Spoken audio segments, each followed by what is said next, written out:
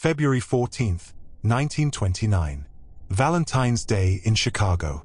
A day for lovers, but on this morning, a different kind of message was being delivered. On North Clark Street, 7 men gathered, expecting a shipment of illicit whiskey. Instead, they were met by a squad of police officers. The only problem?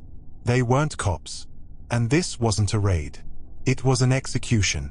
A meticulously planned massacre that would send a shockwave across the nation and become the bloody exclamation point on Al Capone's criminal career. This is the story of the St. Valentine's Day Massacre, a single event so brutal it forever changed the face of organized crime in America. It was the grisly peak of a gang war that pitted 2 of Chicago's most powerful and ruthless mob bosses against each other. To understand how a day of love turned into a day of bloodshed, we need to step into the lawless world of 1920s Chicago. The year is 1920, and the US government has just passed the 18th Amendment, outlawing alcohol.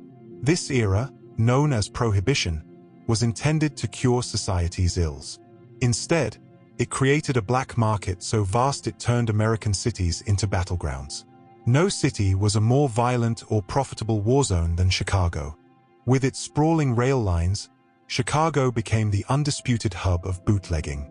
Gangs that once focused on petty theft suddenly saw an opportunity to make unimaginable fortunes. They fought and killed for control over the flow of illegal beer and whiskey. These weren't street brawls. They were organized wars over territory, with millions of dollars on the line. The city was carved up between rival outfits, but 2 men would rise above the rest, their conflict defining an era of violence. On the south side, the Italian-led Chicago outfit, commanded by the notorious Al Capone. On the north side, the Irish-led North Side Gang, headed by the defiant George "Bugs" Moran. Their rivalry wasn't just business, it was personal, and it was about to drench the city in blood. Al Capone wasn't just a gangster, he was a phenomenon. After arriving from Brooklyn to work under his mentor, Johnny Torrio, he quickly learned that in the world of prohibition, violence was the most effective business strategy. When Torrio nearly died in a 1925 assassination attempt and retired, Capone took over. He was a genius at organization, a master of public relations, and a man capable of savage brutality. He built an empire on bootlegging, gambling, and prostitution, all while posing as a generous public figure. Capone wanted to be the undisputed king of Chicago's underworld, and by the late 1920s, only one major rival stood in his way. That rival was George "Bugs" Moran. He was called Bugs because of his dangerously unpredictable nature. As leader of the powerful North Side Gang, Moran was a career criminal, having been incarcerated 3 times by age 21. Unlike Capone, who saw any vice as a revenue stream, Moran supposedly adhered to a personal code. His Catholic faith reportedly led him to refuse involvement in prostitution, a business Capone exploited. This moral line, however thin, only added fuel to their feud. Moran publicly taunted Capone in the press, calling him the Beast and Scarface. The rivalry escalated into a series of brazen attacks, hijacked liquor shipments, drive-by shootings, and targeted assassinations. Both men made multiple attempts on the other's life, turning the city into their personal war zone. The years leading to 1929 were a relentless cycle of revenge. Moran's North Side Gang specialized in hijacking Capone's expensive whiskey shipments, an act that was both costly and deeply insulting. In response, Capone systematically dismantled Moran's operation, murdering his allies and predecessors. The conflict had become a bloody stalemate, a war of attrition that neither side could win. By early 1929, Al Capone had decided he'd had enough. He wanted to deliver a final, crushing blow, an attack so devastating it would not only cripple the North Side Gang but annihilate its leadership in a single move. The plan was brilliant in its simplicity and utterly chilling. Capone's intelligence indicated that Moran was expecting a shipment of high-quality, cut-rate whiskey from Detroit.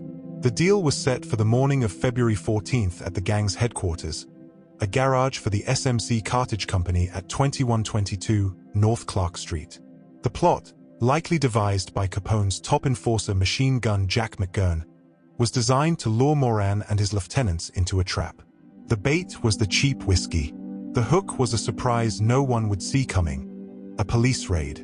Capone's men would arrive in Chicago police uniforms, a disguise guaranteed to make their targets drop their weapons and cooperate. Capone, meanwhile, secured a public, airtight alibi, vacationing at his estate on Palm Island, Florida, where he was scheduled to speak with the local district attorney at the exact time of the planned hit. The stage was set. The morning of February 14th, 1929, was cold and gray. Inside the garage on North Clark Street, 7 men were gathered. 5 were Moran's top associates: the feared enforcers Frank and Peter Gussenberg, Albert Kashlek, Moran's second-in-command, Adam Heyer, the gang's business manager, and Albert Weinshank, who managed the gang's front businesses. They were joined by John May, an occasional mechanic for the gang, and Dr. Reinhard Schwimmer, an optician and gangster groupie who was there for the thrill. The one man they were all waiting for, Bugs Moran, was running late. As he approached the garage, he saw a police car parked outside. Believing it was a genuine raid, he ducked into a nearby coffee shop to wait, a move that saved his life. It's also believed the attackers mistook Albert Weinshank for Moran, as they had a similar build and dress, possibly triggering the assault. At approximately 10:30 a.m., 4 men stormed the garage. 2 wore police uniforms, while 2 were in civilian overcoats. "This is a raid," one shouted. "Everybody against the wall."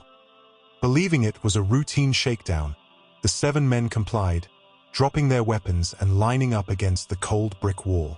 They likely expected to be frisked, arrested, and out on bail by evening. Instead, the 2 men in overcoats produced Thompson submachine guns. For a few horrifying seconds, the garage echoed with the deafening roar of automatic fire. Over 70 bullets ripped through the 7 men, nearly cutting some of them in half. The execution was swift and merciless. To complete the deception for any witnesses, the 2 gunmen were then marched out by their uniformed accomplices with their hands raised, creating the illusion of a legitimate police arrest before the fake patrol car sped away. When real officers arrived, they discovered a scene of unbelievable carnage.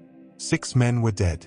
Incredibly, one, Frank Gussenberg, was still alive despite having been shot 14 times. As he was rushed to the hospital, police desperately asked who shot him. Adhering to the gangster's code of silence, he whispered, "Nobody. Nobody shot me." He died 3 hours later. The St. Valentine's Day Massacre became a front-page story across America. The sheer brutality was shocking enough, but the use of police uniforms horrified the public. It suggested a level of corruption and criminal audacity that felt like a terrifying new line had been crossed. A fear grew that the gangs had become more powerful than the law itself. This event galvanized the growing national sentiment that Prohibition hadn't just failed. It had created a monster beyond anyone's control. The public outcry placed immense pressure on law enforcement. The Chicago police, the FBI, and the IRS all escalated their fight against organized crime. The massacre had transformed Al Capone from a local crime lord into public enemy number 1. Though Capone's alibi held and he was never charged with the murders, the attack ultimately sealed his fate. The federal government, driven by public demand, became obsessed with bringing him down. Despite a massive investigation, no one was ever convicted for the 7 murders. Key suspects like Machine Gun Jack McGurn and Fred Killer Burke were either assassinated in other gang conflicts or imprisoned for different crimes. McGurn himself was gunned down in a bowling alley 7 years to the day after the massacre. In a pioneering use of forensic science, Calvin Goddard used ballistics to link machine guns found at Burke's home to the killings, but a conviction for the massacre itself remained elusive. The story of the St. Valentine's Day Massacre is a tangled web of power, greed, and violence. If you found this deep dive into one of history's most infamous crimes interesting, make sure you hit that subscribe button and ring the notification bell so you don't miss our next look into the dark corners of the past. Let us know in the comments, what other historical crime events should we cover next? The legacy of the St. Valentine's Day Massacre is immense. For the North Side Gang, it was a death blow. Bugs Moran lost his best men and his nerve. His power crumbled, and he degenerated from a feared gang lord into a small-time robber, eventually dying of lung cancer in Leavenworth Prison with a reported net worth of just $100. For Al Capone, the massacre was a victory that cost him everything. While it ended the gang war and solidified his rule over Chicago, it also triggered his downfall. The intense federal spotlight that followed led directly to his 1931 conviction for tax evasion, the only charge authorities could make stick. The massacre became a potent symbol of the chaos and violence spawned by Prohibition, fueling the public pressure that led to the repeal of the 18th Amendment in 1933.